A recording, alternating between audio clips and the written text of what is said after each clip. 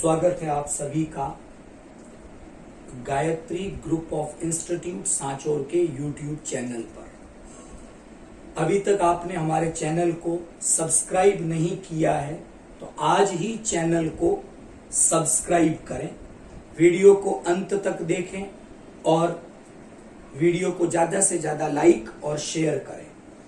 Dear student, आज हम class 12th biology के चैप्टर नंबर 37 के थर्ड पार्ट को इस लेक्चर में डिस्कस करेंगे। तो आज का जो हमारा टॉपिक है वो है न्यूमेरिकल क्रोमोसोमल चेंजेस, हिंदी में कहें संख्यात्मक गुणसूत्रीय परिवर्तन। तो हमारे फर्स्ट लेक्चर में हमने डिस्कस किया था म्यूटेशन के बारे में, उत्परिवर्तन के बारे में, और उस लेक्चर में ऐसा एक डिस्कशन हम लोगों ने किया था कि म्यूटेशन को ब्रॉडली, मोटे रूप से 3 कैटेगरीज में डिवाइड किया गया है। तो फर्स्ट जो पार्ट था हमारा वो रिलेटेड था जीन म्यूटेशन से, सेकेंड पार्ट जो हमारा था वो रिलेटेड था स्ट्रक्चरल क्रोमोसोमल चेंजेस से, और ये तीसरा पार्ट हमारा जो आज है वो संख्यात्मक गुणसूत्रीय परिवर्तनों से संबंधित है। क्लियर? उससे पहले एक जानकारी हम डिस्कस करेंगे क्रोमोसोम या गुणसूत्र के बारे में। तो वो जानकारी ये है कि कोई भी स्पीशीज है, प्रजाति है, उस प्रजाति के सभी सदस्यों में गुणसूत्रों की संख्या समान होगी। इसको हम ऐसा कहें जैसे मानव की प्रजाति सेपियन है, तो जितने भी मेंबर इस प्रजाति के हैं उन सभी में कायिक कोशिकाओं में गुणसूत्रों की संख्या 23 पेयर या 46 होगी। दूसरी इंपॉर्टेंट बात कि हर प्रजाति के लिए गुणसूत्रों की ये संख्या नियत कांस्टेंट होती है, लेकिन किसी कारणवश गुणसूत्रों की इस संख्या में असामान्यताएं या विभिन्नताएं या परिवर्तन आ जाते हैं, और यही हमारा आज का टॉपिक है संख्यात्मक गुणसूत्रीय विभिन्नताएं या परिवर्तन। यहां तक ठीक। अब क्या किया गया है कि ये जो संख्यात्मक गुणसूत्रीय विभिन्नताएं हैं, जो परिवर्तन हैं, हमने इन्हें 2 ब्रॉड कैटेगरी में डिवाइड किया। फर्स्ट जो प्रकार है इसका, उसे यूप्लॉयडी, हिंदी में सुगुणिता के नाम से जाना जाता है, जबकि जो दूसरा प्रकार है इसका वो है एन्यूप्लॉयडी, इसे असुगुणिता के नाम से जाना जाता है। तो संख्यात्मक गुणसूत्रीय परिवर्तन 2 प्रकार के हैं, यूप्लॉयडी और एन्यूप्लॉयडी। अब डिस्कस करेंगे पहले यूप्लॉयडी के बारे में। तो यहां पर समझना है हमें कि यूप्लॉयडी का मतलब है कि क्रोमोसोम के नंबर में जो भी चेंजेस, जो भी परिवर्तन आ रहे हैं, वो परिवर्तन किस प्रकार के हैं। तो मैंने एक लाइन में लिखना चाहा, चेंज इन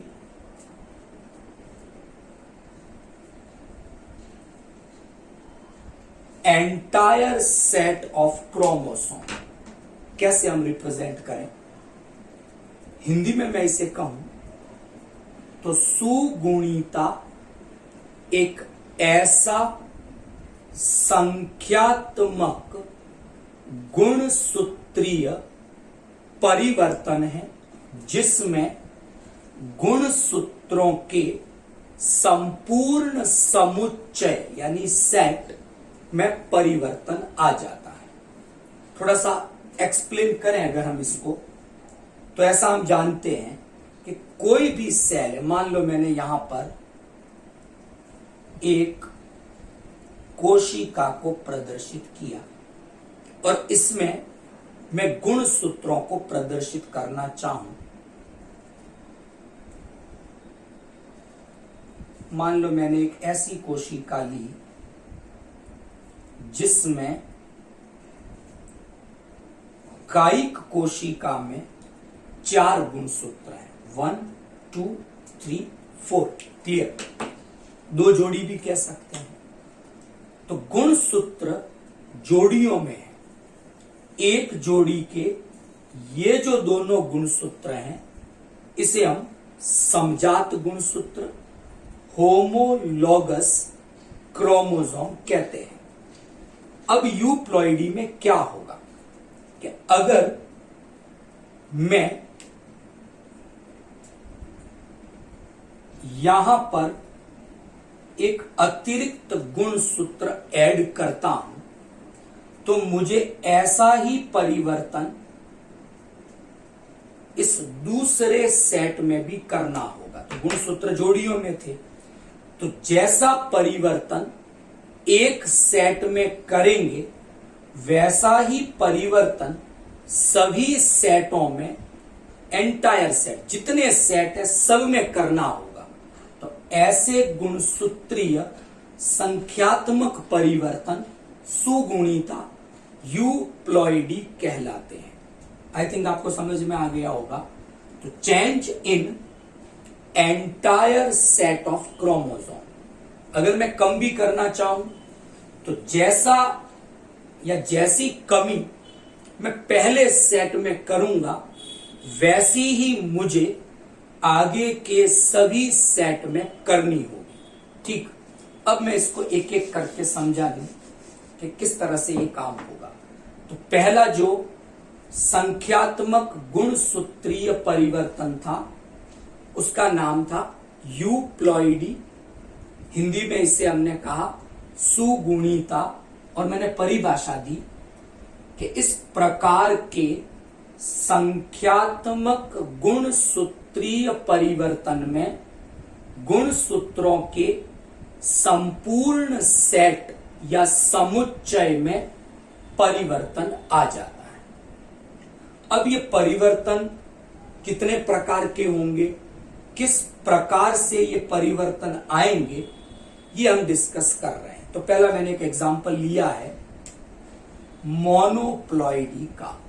क्या होगा मोनोप्लॉइडी के केस में कि इस कंडीशन में प्रत्येक जो सेट है, समुच्चय है, उसमें केवल एक ही गुणसूत्र होगा, जबकि सामान्यतः क्या स्थिति है, हर सेट में 2 गुणसूत्र हैं, समजात है वो दोनों। लेकिन मोनोप्लॉइडी की स्थिति में गुणसूत्रों के हर सेट में अब केवल एक ही गुणसूत्र उपस्थित है। तो इस कंडीशन को हम कहेंगे मोनोप्लॉइडी अगुणिता। बात याद रहेगी। अब हुआ क्या इससे? देखो, सामान्यतः अगर हम बात करें तो हर कायिक कोशिका है वो द्विगुणित 2n है, क्योंकि हर सेट में 2-2 गुणसूत्र हैं। मोनोप्लॉइडी को हम प्रदर्शित करेंगे केवल n से, क्योंकि हर सेट में अब गुणसूत्र केवल एक ही है, तो n के द्वारा इसे प्रदर्शित किया जाएगा। अगर मैं जनरली बात करूं तो n जो स्थिति है, अगुणित जो स्थिति है, वो वास्तव में युग्मक की है, चाहे वो नर युग्मक हो चाहे वो मादा युग्मक हो। तो जब गैमिट या युग्मक जो बनते हैं उनमें ये कंडीशन मिलती है। लेकिन मोनोप्लॉइडी ये स्थिति कायिक कोशिका की है और कायिक कोशिका में असामान्य रूप से एन वाली स्थिति उपस्थित होती है। बात याद रहेगी। अब क्या इंपॉर्टेंस है या क्या प्रभाव पड़ेगा मोनोप्लॉइडी का, तो मैं कुछ चीजें डिस्कस करूं। हालांकि जो एनसीईआरटी की बुक है उसमें तो डिटेल है, आरबीएससी में ये इतना डिटेल नहीं दिया गया है। तो क्या होगा मोनोप्लॉइडी में कि ऐसे जो ऑर्गेनिज्म जीव होंगे वो प्योर होंगे, क्योंकि उनमें एक ही एलील होगा जीन का। दोनों एलील, तो वो एलील या तो डोमिनेंट होगा या रिसेसिव होगा, अप्रभावी या प्रभावी होगा, लेकिन दोनों नहीं होंगे। इसलिए मोनोप्लॉइडी हमेशा प्योर या शुद्ध होते हैं। एक बात ये हो गई। अब यहां गुणसूत्रों की संख्या में कमी आई है, तो क्या होगा उससे कि ऐसे जो प्लांट जिनमें मोनोप्लॉइडी कंडीशन है उनकी लीव्स, पत्तियां छोटे आकार की होगी, उनके फ्रूट, फल छोटे आकार के होंगे, उनके फ्लावर, पुष्प छोटे आकार के होंगे, उनमें जो सीड बनेंगे, बीज, वो भी छोटे आकार के होंगे।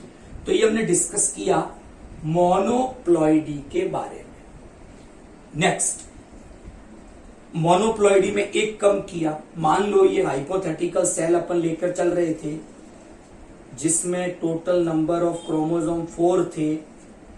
ये ऐसी एक स्थिति मैंने बनाई थी। मोनोप्लॉइडी में हमने क्या किया कि इस सेट से एक गुणसूत्र कम कर दिया और इस सेट से एक गुणसूत्र कम कर दिया।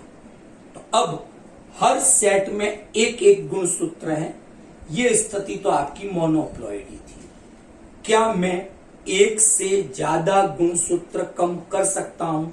अगर मैं इस गुणसूत्र को कम करता हूं, इसको कम करता हूं, तो अब तो कोई गुणसूत्र बचेगा ही नहीं। इसका मतलब यूप्लॉइडी में जो हम कमी कर रहे हैं गुणसूत्रों की, वो केवल एक की कमी की जा सकती है, एक से ज्यादा की कमी संभव नहीं है। ओके, नेक्स्ट, अब डिस्कस करते हैं। बढ़ा तो सकते हैं हम, तो हर सेट में 2 के स्थान पर 3 हो जाए, यानी 1 ऐड कर दें, या 2 ऐड कर दे तो 2 की जगह 4 हो जाएंगे। तो कैसी स्थिति बनेगी थोड़ा देखना है यहां पर। वही एक हाइपोथेटिकल सेल ले रहा हूं मैं जिसमें कायिक कोशिका में ये 4 गुणसूत्र हैं। अब मैंने क्या किया, गुणसूत्र बढ़ाने स्टार्ट किए। मैंने यहां पर एक गुणसूत्र बढ़ाया। जैसा परिवर्तन मैं इस सेट में करूंगा वैसा ही परिवर्तन मुझे आगे के सभी सेट में करना होगा। यहां 2 ही सेट है, 3 होते तो तीनों में चेंज करता, 4 होते तो 4 बढ़ाता, तो दोनों में एक एक बढ़ा दिए। इस स्थिति में अब हर सेट में गुणसूत्र कितने हो गए? 3। इस स्थिति को हम कहेंगे ट्रिप्लॉइडी। ये त्रिगुणिता की स्थिति है। बात याद रहेगी। तो 1 बढ़ा तो हर सेट में 3 हो गए। इस स्थिति को हम कहेंगे ट्रिप्लॉइडी और इसे आप प्रदर्शित करोगे 3n के द्वारा। तो मैं 4 भी बढ़ा सकता हूं, 5 भी बढ़ा सकता हूं। तो मैंने 1 बढ़ाया तो हर सेट में 3-3 हुए। इस स्थिति को हमने नाम दिया ट्रिप्लॉइडी, त्रिगुणिता, और मैं इसे प्रदर्शित करूंगा 3n के द्वारा। अगर मैं हर सेट में 2 गुणसूत्र ऐड करता तो यहां 4 हो जाते, यहां पर भी 4 हो जाते। इस स्थिति को हम कहेंगे टेट्राप्लॉइडी, चतुर्गुणिता, और मैं उसे प्रदर्शित करूंगा 4n के द्वारा। यहां पर एक बात आपको याद रखनी है, ट्रिप्लॉइडी में यानी त्रिगुणिता में गुणसूत्र 3 नहीं बढ़ाए हैं, गुणसूत्र केवल 1 ही बढ़ाया है। लेकिन 1 बढ़ने से हर सेट में गुण सूत्र अब 3 हो गए हैं। बात याद रहेगी। तो इस स्थिति को हम ट्रिप्लॉइडी, अगर 2-2 बढ़ाते तो टेट्राप्लॉइड। तो सामूहिक रूप से कलेक्टिवली हम इन परिवर्तनों को पॉलीप्लॉइडी, बहुगुणिता के नाम से जानते हैं। यहां तक ठीक।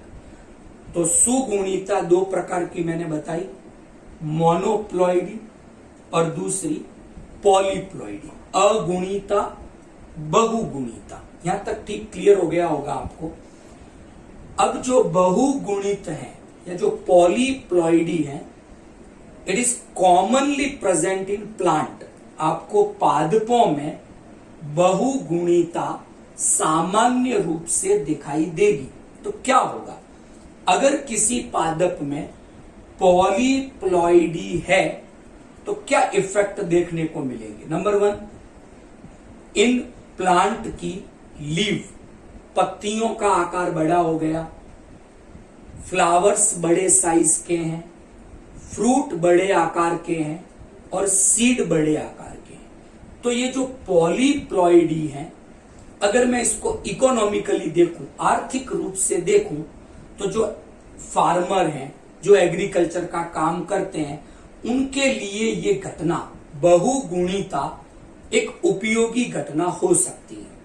लेकिन नेचुरली, प्राकृतिक रूप से बहुगुणिता कब होगी कब नहीं होगी, तो क्या किया जाए, बहुगुणिता को कृत्रिम रूप से प्रेरित किया जाए ताकि आर्थिक रूप से किसानों को इसका फायदा मिल सके।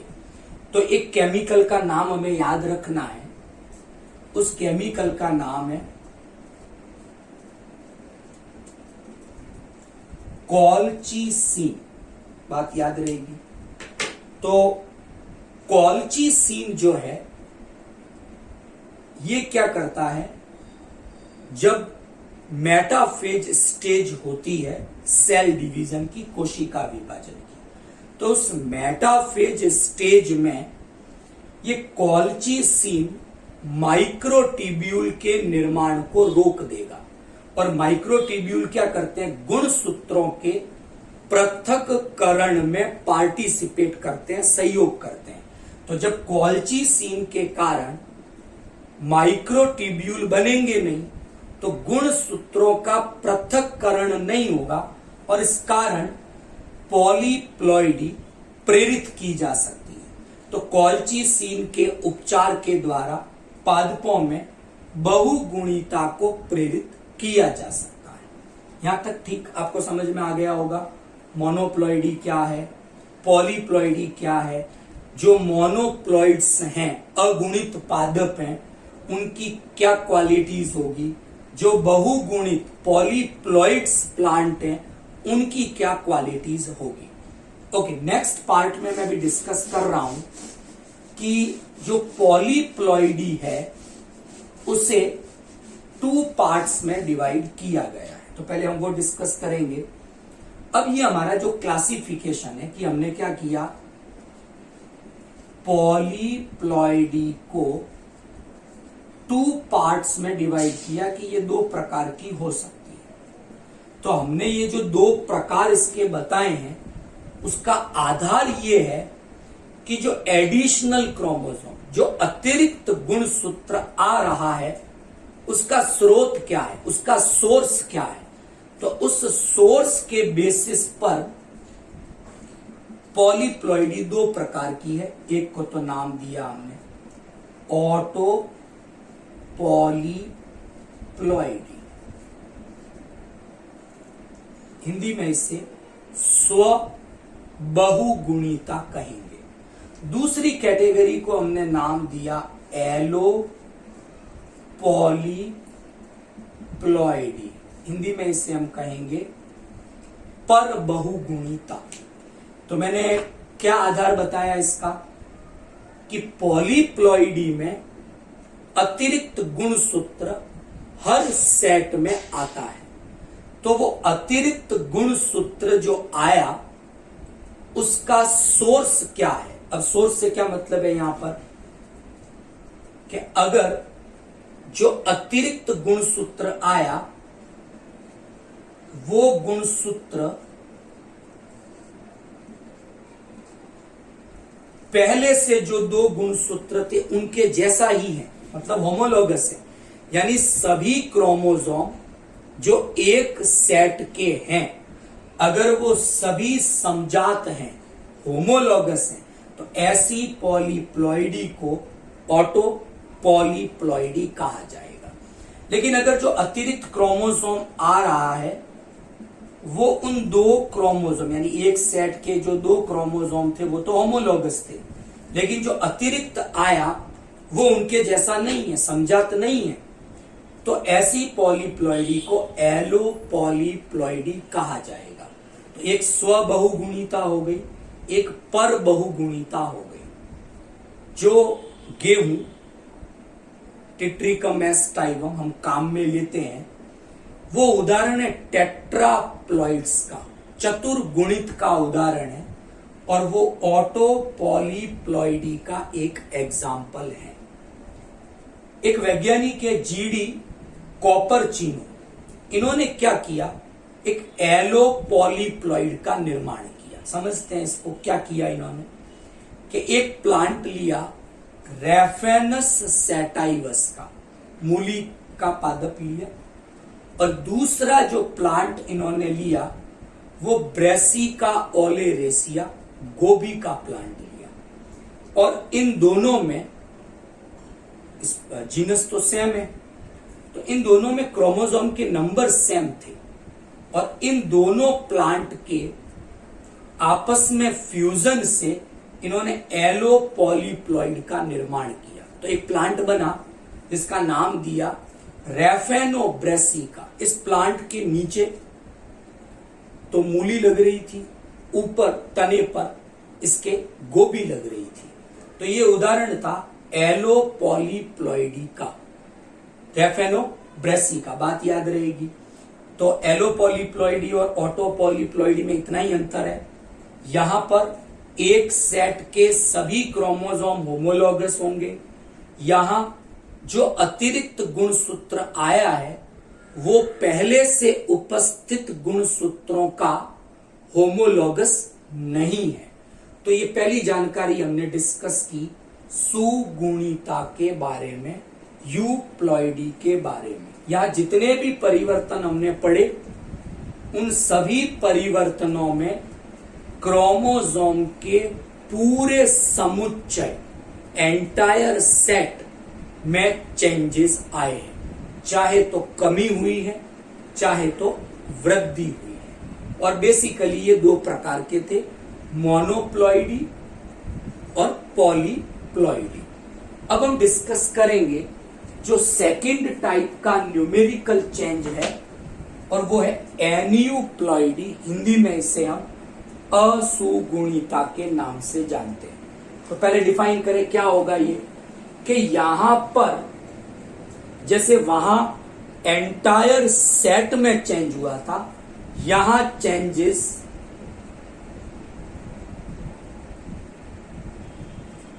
इंडिविजुअल यानी व्यक्तिगत गुण सूत्रों की संख्या में परिवर्तन आएगा। तो जैसा परिवर्तन पहले सेट में करवाएं, आवश्यक नहीं है कि वैसा ही परिवर्तन बाकी के सभी सेट में हो। वहां तो ऐसा था कि जैसा परिवर्तन पहले सेट में होगा आगे के सभी सेट में वो परिवर्तन होना चाहिए। यहां ऐसा नहीं है। तो किसी एक सेट में परिवर्तन हो, सभी में परिवर्तन ना हो, तो व्यक्तिगत गुण सूत्रों की संख्या में कमी आना या वृद्धि होना असुगुणिता कहलाएगा। ओके, डिस्कस करते हैं क्या क्या है। पहली कंडीशन मैंने डिस्कस की है मोनोसोमी। अगर मैं लिखना चाहूं तो मैं इससे लिखूंगा 2n-1। 2n मतलब डिप्लॉइड क्रोमोसोम है, उसमें से एक गुणसूत्र कम हो जाए, इस कंडीशन को मोनोसोमी, एक सूत्रता भी कह सकते हैं आप। क्या हुआ इसमें मोनोसोमी में कि गुणसूत्रों के कई सेट हैं, उसमें से किसी भी एक सेट में से एक गुणसूत्र की कमी हो जाए। अगर मैं मानव की बात करूं तो कायिक कोशिकाओं में 46 क्रोमोसोम है। मैंने 46 जो क्रोमोसोम है वो 23 पेयर में है, 23 जोड़ियों में है। तो किसी भी एक जोड़ी से मैं एक गुणसूत्र को कम कर दूं तो परिणाम के स्वरूप में कायिक कोशिका में अब 46 की जगह कितने क्रोमोसोम आ जाएंगे? 45। ये स्थिति मोनोसोमी कहलाती है। हमने कहा देखी? तो इसके पीछे वाले चैप्टर में कुछ डिसऑर्डर, अपसामान्यताएं डिस्कस की थी क्रोमोसोम की, और ऐसी ही एक स्थिति थी टर्नर सिंड्रोम, जिसमें सेक्स क्रोमोसोम की मोनोसोमी हो गई थी। और ऐसे जो जीव थे, ऐसे जो मानव थे, उनमें लिंग गुणसूत्र 2 के स्थान पर केवल एक ही था। तो ये मोनोसोमी की स्थिति देखी मानव में। उदाहरण हमने डिस्कस किया टर्नर सिंड्रोम। यहां तक ठीक? तो अगर मैं एक हाइपोथेटिकल सेल लेकर इसका उदाहरण करना चाहूं तो वही हाइपोथेटिकल सेल लें जिसकी कायिक कोशिका में हमने अभी डिस्कस किया था 4 गुणसूत्र है, मतलब 2 जोड़ी क्रोमोसोम है। अब मैं मोनोसोमी करवाऊं तो क्या करवाऊंगा कि मान लो मैंने ये फर्स्ट पेयर है, पहला सेट है, ये दूसरा सेट है, तो दूसरे सेट में से मैंने एक गुणसूत्र को कम कर दिया 4-1। अब इस स्थिति में कायिक कोशिका में गुणसूत्रों की संख्या केवल 3 रहेगी। ये मोनोसोमी की स्थिति है। यहां तक ठीक? दूसरी बात करते हैं नलीसोमी की। अगर मैं रिप्रेजेंट करना चाहूं तो नलीसोमी को मैं रिप्रेजेंट करूंगा ऐसे। नलीसोमी को हिंदी में द्विन्यून सूत्रता कहेंगे। कमी हो रही है, एक सेट के दोनों ही गुणसूत्र कम हो जाए। जैसे ये जो दूसरा सेट था गुणसूत्रों का, उसके दोनों ही गुणसूत्र कम हो गए। अब केवल एक सेट के 2 गुणसूत्र बचे हैं। इसे कहते हैं नलीसोमी। एग्जाम पॉइंट ऑफ व्यू से इंपॉर्टेंट है, आप याद रखेंगे। एग्जाम में 1 मार्क्स का एक क्वेश्चन नलीसोमी के बारे में पूछा जाता है। तो आप 2n-2 से प्रदर्शित कर सकते हैं इसको। आप ये लिख सकते हैं नलीसोमी एक उदाहरण है किसका?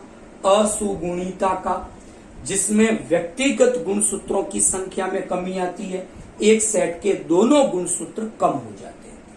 ये 2 कमियां हुई। 2 से ज्यादा कम कर नहीं सकते क्योंकि एक सेट में 2 ही गुणसूत्र हो सकते हैं। तो 1 की कमी कर दो या 2 की कमी कर दो, इसके ज्यादा आगे हम कमी कर नहीं सकते। तो इन दोनों को सम्मिलित रूप से हम अधोगुणिता, हाइपोप्लॉइड के नाम से जानते हैं। तो असुगुणिता का पहला परिवर्तन कमी का है कि गुणसूत्रों की संख्या में कमी आए।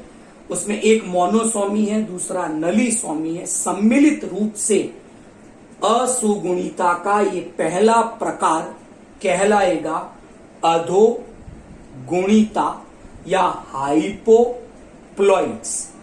अब बढ़ा तो कितने भी सकते हैं, हम 3 कर दे। जैसे वही हाइपोथेटिकल सेल लूं, बढ़ाऊं, यहां मैंने बढ़ाया, पहले सेट में 1 बढ़ाया, आगे के किसी सेट में नहीं बढ़ाने, आपको व्यक्तिगत बढ़ाना। इस सेट में चेंज किया तो ट्राइसोमी हुई पहली स्थिति, जिसमें 2n+1 ये त्रिगुणिता कहलाएगी, सॉरी त्रिसूत्रता कहलाएगी।